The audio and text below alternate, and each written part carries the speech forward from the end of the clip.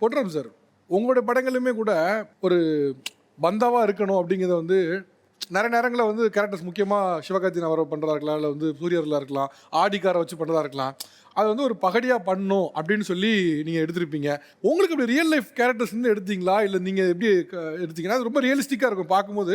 கிராமத்தில் 2 பேர் அலும்பல் பண்ணால் எப்படி இருக்குமோங்கிற மாதிரி இருக்கும். அது ரியலாக இருக்குது. ஆமாம். இப்போ நான் எப்பவுமே மேக்ஸிமம் கற்பனைக்கு தாண்டி நான் வேடிக்கை பார்ப்பேன். ஊரில் இது மாதிரி கேரக்டர்ஸ் நிறைய இருப்பாங்க. ஒரு வேலைக்கும் போக மாட்டாங்க, ஆனால் எல்லா வசதியும் இருக்கும், ஜாலியாக இருப்பாங்க. அவங்க மெயினாக வந்து அவங்க எடுத்துக்கிற டைமிங் பார்த்திங்கன்னா திருவிழா காலங்கள் தான். தீபாவளி, பொங்கல், ஊரில் ஃபெஸ்டிவல் சீசன்லாம் வந்தால் மொத்த ஊரும் டேக் ஓவர் பண்ணிக்குவாங்க. அவங்க கொடுக்குற பந்தா தாங்கவே முடியாது. இதில் இந்த ஃபாரின் 1-2 சில்லறைங்கெல்லாம் ஃபாரின் போய்ட்டு வருவாங்க. அதுங்க பந்தா இன்னும் தாங்க முடியாது. அவங்க பண்ணுறது எப்படி இருக்கும்? இப்போ ஊரில் இருக்கவங்க பண்ணுற பந்தா ஓகே, ஃபாரின்லேருந்து வரவங்க என்ன பண்ணுவாங்க? என்னென்னா அதே பிரச்சனை என்னென்னா, இங்கேருந்து எல்லோரும் சென்ட் வாங்கிட்டு வா, ஐஃபோன் வாங்கிட்டு வா, அப்புறம் வந்து ஹெட்ஃபோன் வாங்கிட்டு வா, இந்த மாதிரி சில்லறை வேலை சொல்லுவாங்கள்ல. அவங்க அதை சொல்லவும் முடியாது. அவன் படுற கஷ்டம் அவனுக்கு தான் தெரியும். ஆனால் இங்கே எல்லாருமே வந்து அது வாங்கிட்டு வா, இது வாங்கிட்டு வா, ஃபாரின் சரக்கு வாங்கிட்டு வா, இதெல்லாம் சொல்லும்போது அவங்க என்ன கஷ்டப்படனோட கவலைப்பட மாட்டாங்க. இவங்களாம் அதை எடுத்து சொல்லணும் இல்லையா? இவங்களை அந்த பந்தா பண்ணி வாழ்ந்தனால அதை மெயின்டைன் பண்ணுறதுக்காக இவங்களும் ஊர்ந்து வாங்கிட்டு வருவாங்க. ஸோ வாங்கிட்டு வந்து அந்த பந்தா பண்ணுற காலம் இருக்கும். ஒரு 10 நாள் லீவுக்கு வந்தாங்கன்னா அந்த 10 நாள் கழித்து அவங்க படுற கஷ்டம் பயங்கரமாக இருக்கும். ஆனால் வெளியே சொல்ல மாட்டாங்க. ஆனால் அந்த 10 நாளில் வாழ்ந்துட்டு போகிற வாழ்க்கை இருக்கு இல்லையா, அதுக்கு அளவே இல்லைங்க. அந்த ஒரு பந்தா வாழ்கிறதும் ஒரு ஹாப்பி தான். மனுஷன் ஹாப்பியாக இருந்தாலே, சந்தோஷமாக இருந்தாலே நிம்மதியான லைஃப் தான். அது எதில் கிடைக்குதோ அதில் வாழ்ந்துட்டு போகணும் தான். அது மாதிரி கேரக்டர்ஸ் நான் நிறைய பார்த்துருக்கேன்.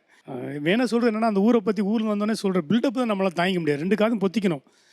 ரோடு அப்படி இருக்கும், ரோட்டில் சோத்தை போட்டு சாப்பிடலாம், அதான் மெயின். அவங்க அப்புறம் அவ்வளோ க்ளீனாக இருக்கும் ஊர் அப்படின்னு பில்டப்புக்கு அளவே இருக்காது. முன்னாடி சொல்லியிருப்பாங்க. இல்லை சார், ஆக்சுவலாக இங்கே இருக்க ஒரு அம்மா, அந்த அம்மாலாம் பார்த்தீங்க அப்படின்னா ஊரில் இங்கே இருக்கப்போ ஒரு செருப்பு மட்டும் தான் போட்டு இருந்த ஒரு ஆள். இப்போ ஃபாரின் போயிட்டு ரிட்டர்னுங்கிறதுனால லிவிங் ரூமில் ஒரு செருப்பு, ஹாலில் ஒரு செருப்பு, கிச்சனில் ஒரு செருப்பு, பாத்ரூமில் ஒரு செருப்பு, பெட்ரூமில் ஒரு செருப்பு. ஏன்னா இன்ஃபெக்ஷன் வந்துருமா.